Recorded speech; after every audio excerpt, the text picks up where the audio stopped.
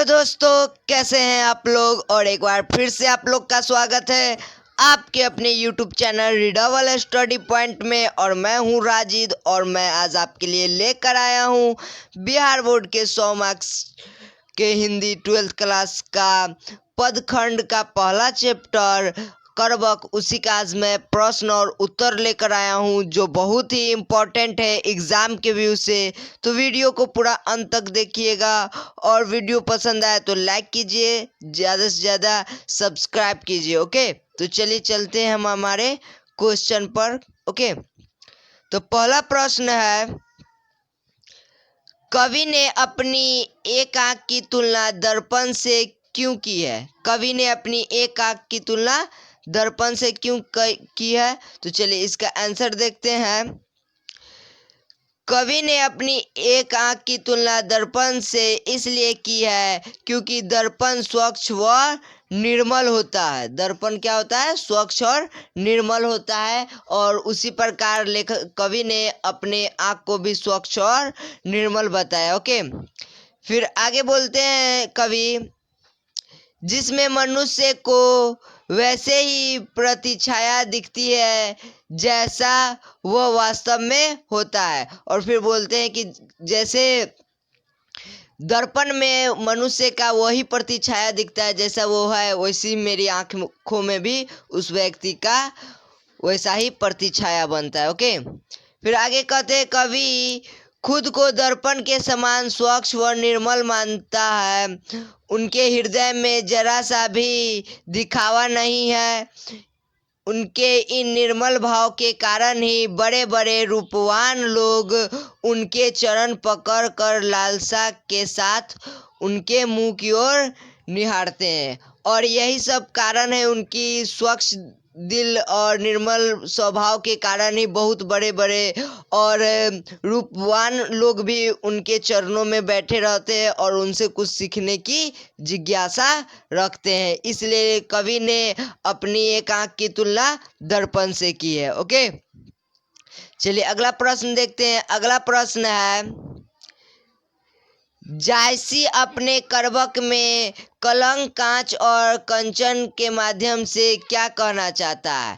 यानी जो जायसी है, लेखक है, वो अपने करवक कविता में कलंक, कांच और कंचन के माध्यम से क्या बताना चाहता है। तो चलिए इसका उत्तर देखते हैं। जायसी ने कलंक, कांच और कंचन के माध्यम से निम्न अर्थ व्यक्त किए हैं। ओके, चलिए देखते हैं क्या निम्न अर्थ है। काले धब्बे के कारण चंद्रमा कलंकित भले ही हो, किंतु वह अपने प्रकाश में उस धब्बे को छिपा लेते हैं। उसी प्रकार गुणी जनों की कीर्ति के प्रकाश में उनके एकाध दोष छिप जाते हैं। यानी जो कवि है जायसी जी, उनका एक आंख खराब है और उनको कान से सुनाई भी नहीं देता है, फिर भी वो बहुत ही गुणवान है और बहुत ही प्रतिष्ठित व्यक्ति है। क्यों है? तो चलिए इसके बारे में भी जानते हैं कि वो कहते हैं कि जैसे चंद्रमा में काला काला धब्बा कई जगह है, ठीक है ना, लेकिन जब चंद्रमा रात की अंधेरी में अपना प्रकाश बिखेरता है तो उस प्रकाश में उस चंद्रमा का काला धब्बा छिप जाता है। वैसा ही जायसी का हमारे पूरे दुनिया में इतना प्रतिष्ठा है कि उनका ये एक छोटा मोटा दोष ऐसे ही छिप जाता है। ओके, फिर आगे बोलते हैं, शिव के त्रिशूल द्वारा प्रहार किए जाने पर सुमेरु पर्वत कंचन का हो गया, उसी प्रकार सज्जनों की संगति से दुर्जन भी श्रेष्ठ मानव बन जाता है। और फिर कवि कहते हैं कि जिस तरह सुमेरु पर्वत पर भगवान शिव ने क्या किया, अपना त्रिशूल से प्रहार किया, उस पर वार किया, तो जो सुमेरु पर्वत था वो कंचन का बन गया, यानी सोना का बन गया। वैसा ही जब कोई दुर्जन व्यक्ति सज्जन व्यक्ति के संगति में रहता है तो वो भी क्या हो जाता है, श्रेष्ठ मानव बन जाता है। ओके, फिर आगे है, घड़िया में डालकर कांच जब तपाया जाता है तभी उसमें छिपा सोना निकलता है। ठीक इसी प्रकार इस संसार में मानव संघर्ष, कष्ट, तपस्या, त्याग से ही श्रेष्ठता प्राप्त कर पाता है। अर्थात कुछ पाने के लिए पहले घड़िया में तपना पड़ता है, गलना पड़ता है। और फिर कवि कहते हैं कि जैसे सोना प्राप्त करने, खनिज से सोना प्राप्त करने के लिए उस खनिज को घड़िया में डालकर कुछ समय तक तपाया जाता है, तब जाकर शुद्ध सोना प्राप्त होता है। उसी प्रकार मनुष्य को भी सर्वश्रेष्ठ बनने के लिए संसार में पहले संघर्ष करना पड़ेगा, कष्ट उठाना पड़ेगा, त्याग करना पड़ेगा, तपस्या करना पड़ेगा, तभी जाकर वो सर्वश्रेष्ठ हो पाएगा। ओके, तो ये था कलंक कंचन का व्याख्या। आगे देखते हैं, अगला प्रश्न है, कवि ने किस प्रकार से स्वयं को याद रखे जाने की इच्छा व्यक्त की है, उसकी इस इच्छा का मर्म क्या है। यानी लेखक जो कवि है उन्होंने बोला है कि ये पूरी सृष्टि मुझे हमेशा याद रखेगी, लेकिन किस रूप में, किस कारण से याद रखेगी, इसका चर्चा करेंगे अभी हम इस प्रश्न के उत्तर में। ओके, तो चलिए उत्तर देखते हैं। कवि का काव्य रक्त से रचा गया है, इसमें गहरे प्रेम की पीड़ा है, अतः कवि को विश्वास है कि उसका काव्य जगत में बना रहेगा और सदा पहचाना भी जाएगा। ओके, और लेखक जो कवि है वो कहते हैं कि जो भी अपना काव्य लिखा है वो मैंने अपने रक्तों से लिखा है, ठीक, और इसमें प्रेम की गहरी पीड़ा है, इस कारण जो मेरा कविता है, मेरा काव्य है, वो पूरे जगत में हमेशा अमर रहेगा और इसी से मेरा पहचान बनेगा। ओके, और फिर बोलते हैं कि वह यह भी मानते हैं कि एक फूल के मुरझाने के बाद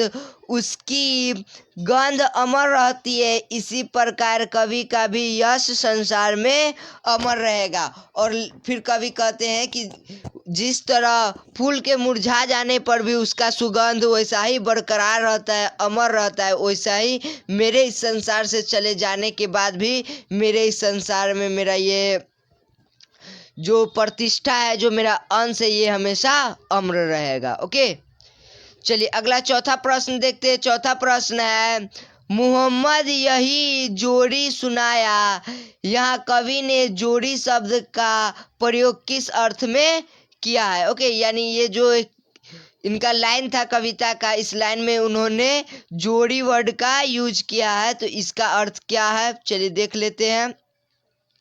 मोहम्मद यही जोड़ी सुनावा में जोड़ी शब्द का प्रयोग कवि ने रचकर अर्थ में किया है, अर्थात मैंने यह काव्य रचकर सुनाया है।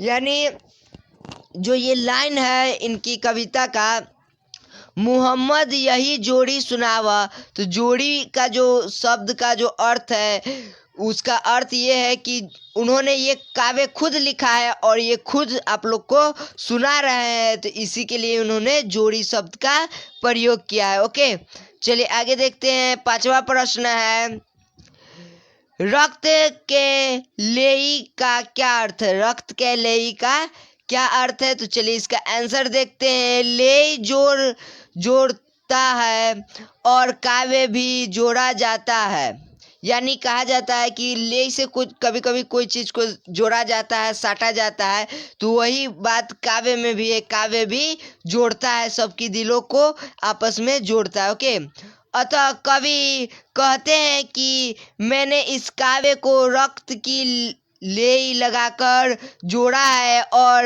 गाढ़ी प्रीति को आंसुओं से भिगोकर गीला किया है।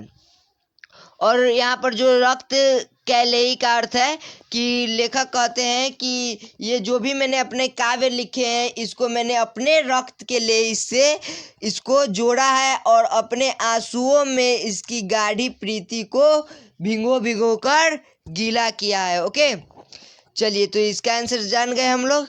आगे जानते हैं। 6 नंबर प्रश्न है, भाव स्पष्ट करें। ओके, यानी जो नीचे श्लोक दिया हुआ है, लाइन दिया हुआ है, उसका भावार्थ बताना है। ओके। जो लही अम्बही डाभ न होई, तो लही सुगंध बसाई न सोई। ठीक, चलिए तो इसका भावार्थ देखते हैं। यह पंक्ति मलिक मोहम्मद जायसी द्वारा रचित महाकाव्य पद्मावत के अंश है, जिसमें कवि कहते हैं कि जब तक आम में मंजरी में कोयलिया नहीं होता है, तब तक वह मधुर सौरभ से सुवासित नहीं होती। ठीक है, नहीं होता। यानी कहने का अर्थ है कि अच्छा, इस बात को मैंने अपने जो भावार्थ वाले वीडियो है करवक का, उसमें भी बताया है और यहाँ भी है। तो चलिए फिर से समझ लेते हैं इसको।